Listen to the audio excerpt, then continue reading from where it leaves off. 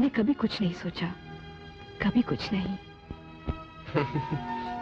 Oh my God, मैं आधा घंटा लेट हो गया, मगर मैंने एक जरूरी बात करनी थी तुमसे। हाँ, टोस्ट। हाँ मायमा, कल से मेरे लिए नाश्ते में टोस्ट नहीं होंगे, सुना?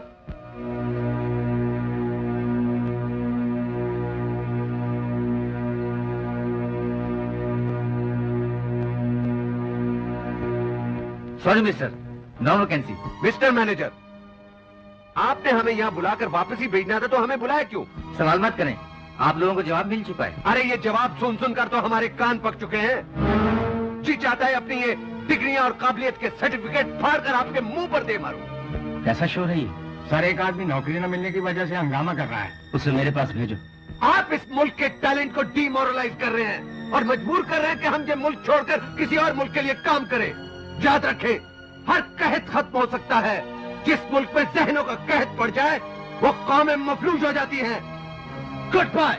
सुनिए, आपको सेठ साहब ने बुलाया है।